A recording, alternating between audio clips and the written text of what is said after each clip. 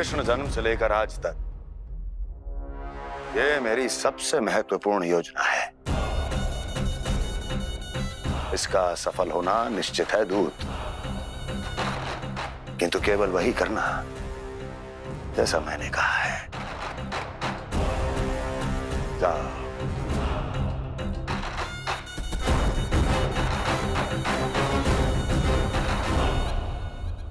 कान्हा,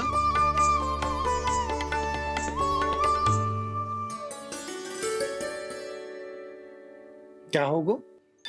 बाबा, मैं चाहता हूँ कि मैया की स्वमता क्रिस्टल फ्रेम की वर्षा मुझ पे सरतेव ऐसे होते रहे। वो तो होती रहेगी लल्ला। अपने लल्ला के लिए किसी मैया का प्रेम कभी कम हो सकता है भला? नंदराज, वो मथुरा से एक दूत आयो है महाराज कंस का राजपत्र लेके।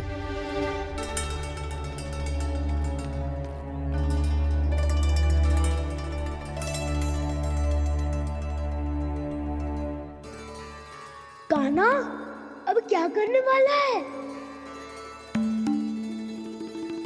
तेरे बाबा कहाँ गए? हाँ? कंस मामा का खेल आरंभ हो गया है, पर मैया वो सब सुनेगी तो व्यर्थ चिंतित हो जाएगी। बस थोड़ा बाहर गया मैया, कछु खा लिए से। बाहर इस समय? मैया, क्या होगा? मैया देखो ना, पीठ पे कछु हो रहा है। मेरा हाथ ना पहुंचो, आप करो ना। दिखा। यहाँ? क्षमा करना मैया, पर अभी बाबा को ही संभालने दो ये सब। कहिए, क्या संदेश लाए हैं आप? नहीं नंदराज, नहीं। महाराज कंस का आदेश है कि ये संदेश सभी गांव वालों के साथ ही पढ़ा जाए। ठीक है, मैं गांव वालों के सामने पढ़ दूंगा, पर मुझे तो दीजिए पढ़ने के लिए। महाराज की आज्ञा का पालन करना आपके लिए भी आवश्यक है नंदराज। सभी गांव वासियों की सभा बुलाइए। बंसी, सभी गांव वालों की सभा बुलाओ। राजपत्र में ऐसा क्या संदेश भेजो है कंस ने? अब मेरे पत्र को पढ़कर सब भौचक के रह जाएंगे। और वो कृष्ण, उस कृष्ण के पांव के नीचे से तो भूमि खिसक जाएगी, आकाश फट पड़ेगा, बिजलियां गिर जाएंगी। प्राप्ति, ओ प्राप्ति, कंस का पत्र। स्वयं को बहुत अधिक शक्तिशाली समझता है ना वो। अब देखता हूं कैसे वो इस महासंकट का सामना करता है। वो कृष्ण, वो अपनी मृत्यु स्वयं चुनेगा या मृत्यु की वेदी पर चढ़ा देगा प्रिय वृंदावन वासियों को।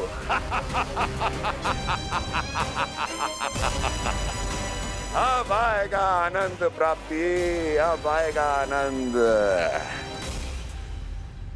सबको इकट्ठा करवा के ही पढ़वाएगो। अवश्य ही कोई विशेष संदेश दिया होगा कंस ने।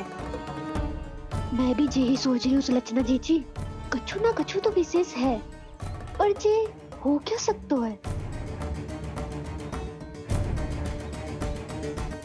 हाँ, बात तो सही है। ऐसा क्या हो सकता है? सभी गांव वासियों के सामने कहा जाए, कछु तो विशेष अवश्य लग रहा है। बाहर तक कोलाहल क्यों हो रहा है? मैया, मैया, अब क्या होगा? मैया देखो ना, सर पे कछु हो रहा है। लल्ला, नारायण ने तुझे हाथ दिए हैं ना? पीठ की बात अन्य थी। अपने सिर की सेवा स्वयं कर। सर पे तो हाथ पहुंच रहा है ना?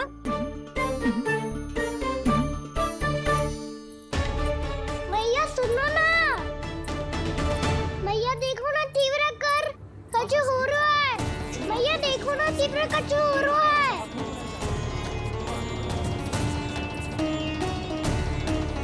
सब लोग आ चुके हैं, अपना संदेश सुनाइए आप। गोपराज नंद और सभी वृंदावन वासियों को सूचित किया जाता है कि मथुरा अधिपति और आप सभी के महाराज कंस ने कल सुबह भव्य पूजा का आयोजन किया है। इसके लिए राज्य को वृंदावन के क्षेत्र के निकट यमुना नदी के मध्य में खिलने वाले 1 कोटि कमल के पुष्पों की आवश्यकता है। इसीलिए आप सभी को यह आदेश दिया जाता है कि ये सभी कमल के पुष्प प्रथम पहर से पहले राजसभा में पहुंचा दिए जाए।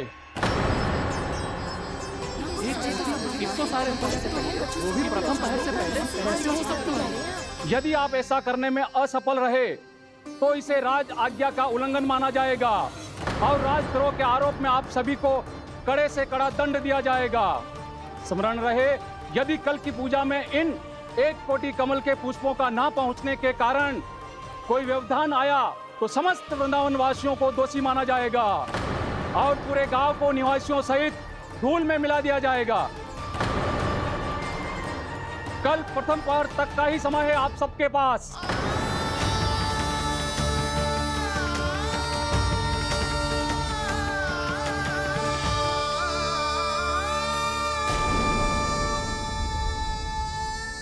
एक कोटि कमल पुष्प, वो भी कल प्रथम प्रहर में? ऐसे कैसे संभव है? और कोई साधारण पुष्प ना, यमुना नदी के मध्य खिलने वाले विशेष कमल के फूल चाहिए उन्हें। लेकिन यमुना नदी में तो कालिया नाग ने विष घोल के रखा है, तो फिर कैसे हो पाएगा? जी हाँ, संभव है। हमारी मृत्यु का संदेश भेजा राजा कंस ने। सदैव की भांति इस समस्या पर भी गांव के बड़े ही विचार करेंगे। बालकों का यहाँ होना उचित ना है।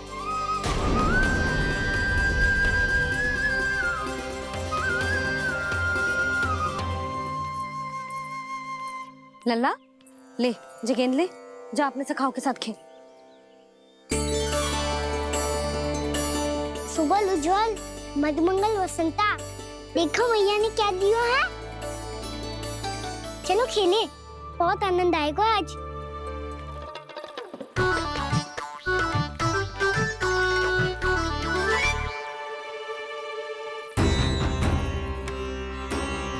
भानु, बंसी, जाओ और शीघ्र ही वो घेरे का कार्य समाप्त करो।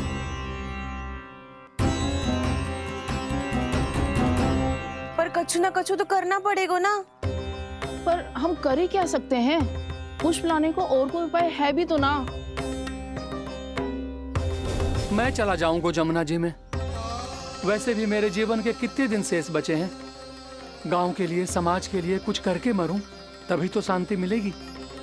ना काका, यदि आप उस विषैले जल में छलांग लगा भी दोगे, किंतु 1 कोटि कमल पुष्प एकत्रित कर पाना आपके लिए संभव ना है। इससे अच्छा है कि मैं चला जाऊं। यदि मैं मर भी गया तो मेरे पीछे रोने वाला कोई ना है।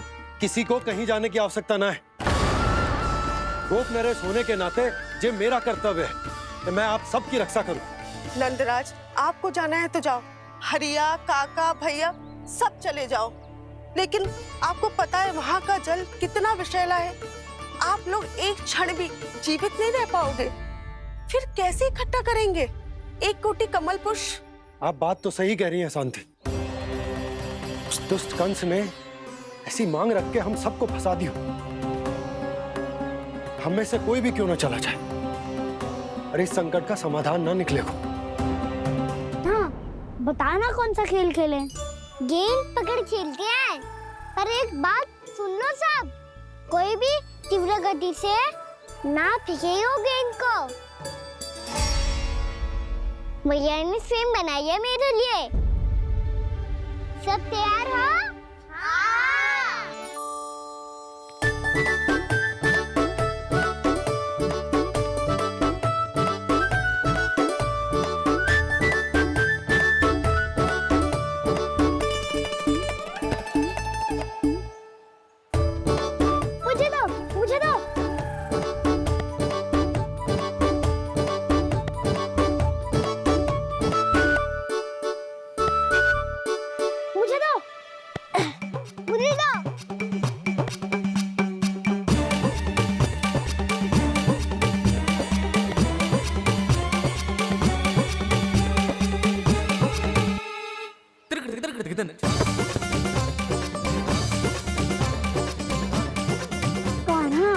इतनी धीरे से फेंकेगो तो कैसे आनंद आएगा?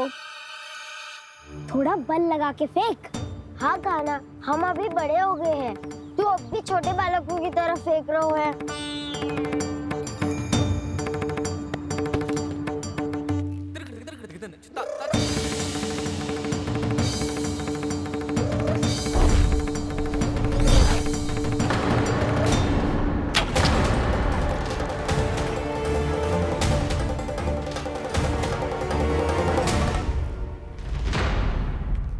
दीदी जी क्या करो कान्हा, गेंद तो डूब गई।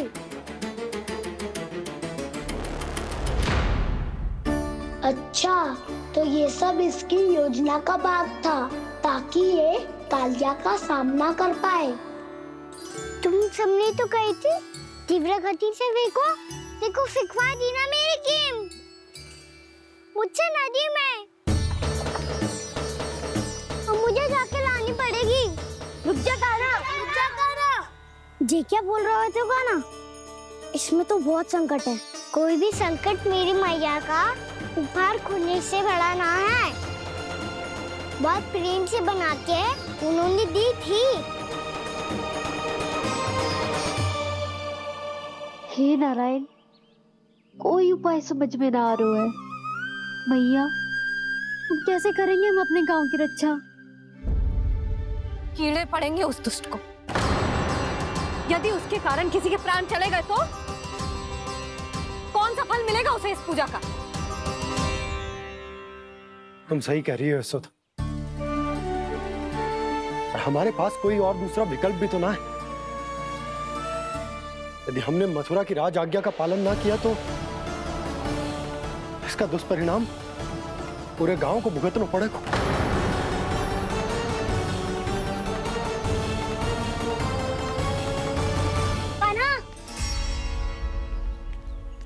हमें पता है कि तू भगवान है, दिव्य है, बहुत शक्ति है तुझमें,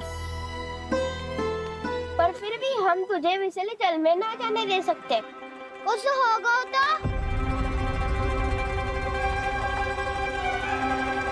तुम सब इतनी हट कर रहे हो तो ठीक है, ना जाऊंगा। गेंद कहाँ गिरी है, कितनी दूर गई है, ये तो देख लूं, ताकि उसे बाहर निकालने का कोई उपाय ढूंढ पाऊं।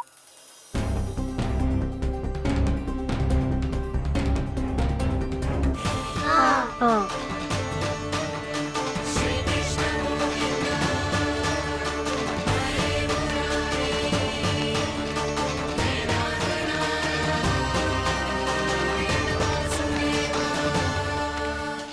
कान्हा की ये लीला तो समझ ही नहीं आ रही।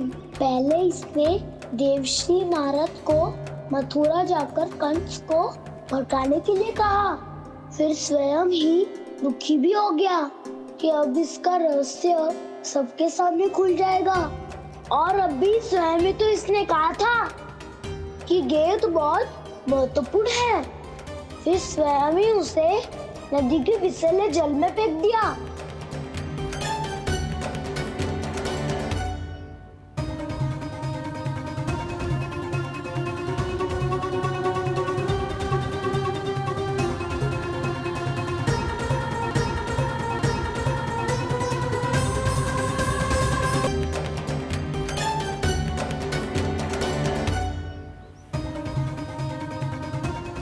कान्हा, तू ऊपर क्यों चढ़ रहा है?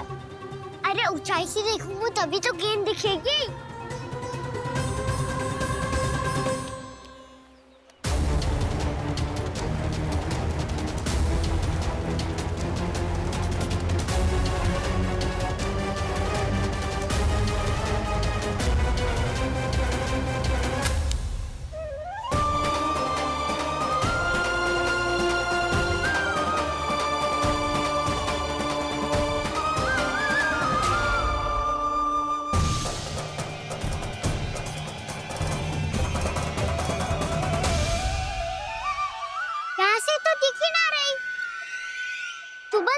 से फेंकी थी ना? ना, वहाँ से फेंकी थी। कहाँ से? नहीं कहना वहाँ से। समझ में आ रहा? ठीक बताना कहाँ से फेंकी थी?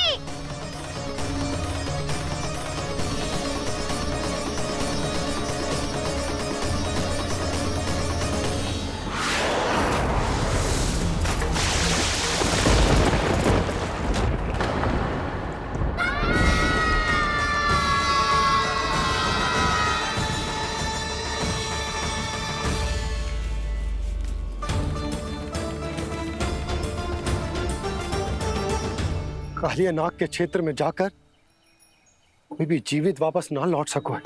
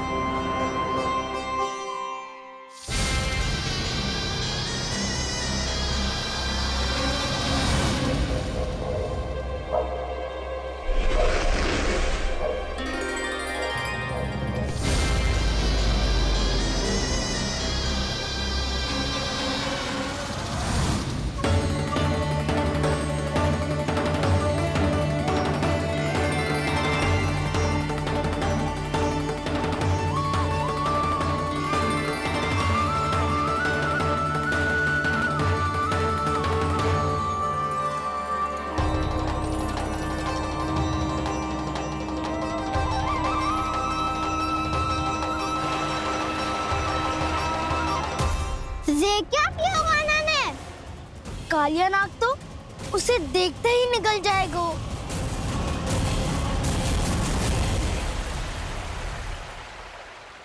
तो आरंभ से अब तक सब कुछ उसकी लीला का ही भाग था।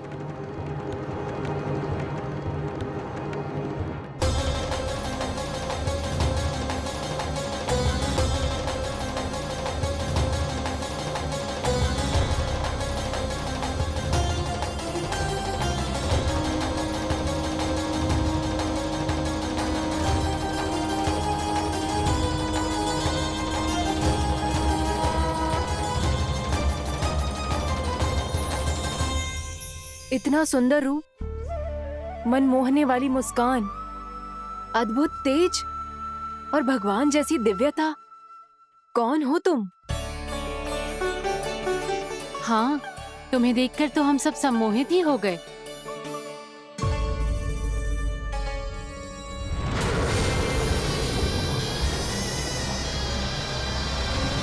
तुम जो भी हो बालक, वापस लौट जाओ। हमारा हृदय तुम्हें ही देखते रहना चाहता है, किंतु यदि हमारे पति जाग गए तो तुम्हें अवश्य हानि पहुंचाएंगे।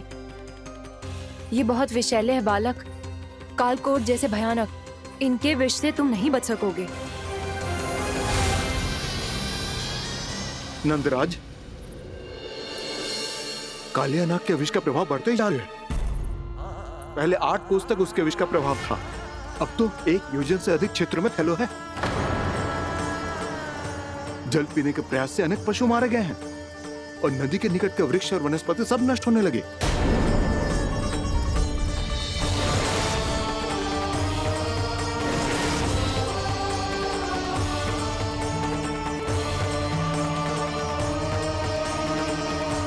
इनके विष की तीव्रता इतनी अधिक है बालक कि इनके संपर्क में आने वाले को तड़पने का भी अवसर नहीं मिलता।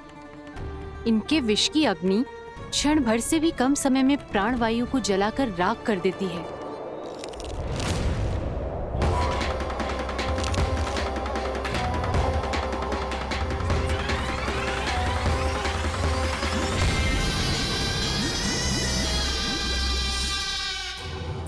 तब तो समस्या और भी गंभीर हो जाएगी। मैंने तो सुनो है कि कालिया नाग कम से कम 2 योजन लंबा है, सैकड़ों फन है उसके।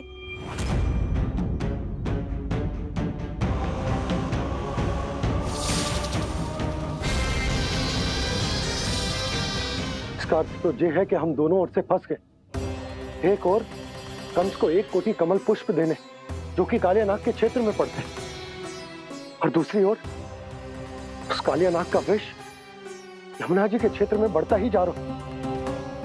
इसके कारण हम ही नहीं, निर्दोष पशु पक्षी भी संकट में। इन दोनों समस्याओं का एक ही समाधान है, उस कालिया नाग का सामना करना। और ये ना समझ आ रहा कि हम ये करेंगे कैसे, क्योंकि ये बात साधारण मनुष्य के बस की ना है। हमारे लिए ये असंभव है।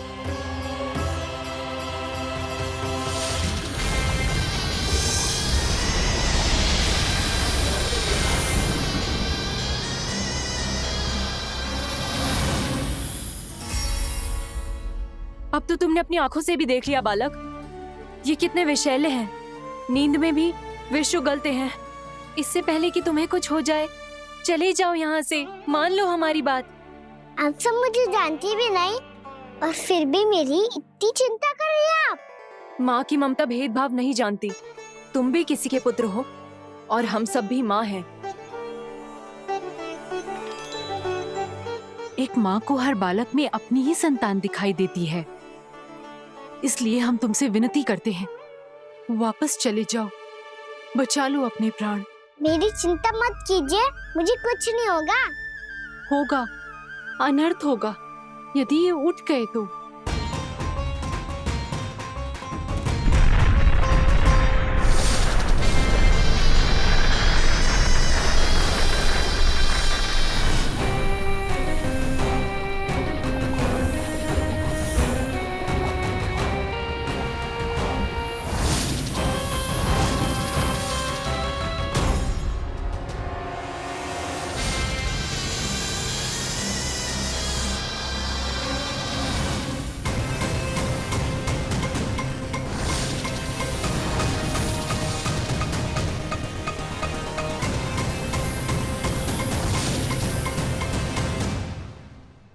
सामने होते हुए भी अपने इश्क को केवल वही देख सकता है जो अपना अभिमान त्याग चुका हो, पर पूर्व जन्म में मेरा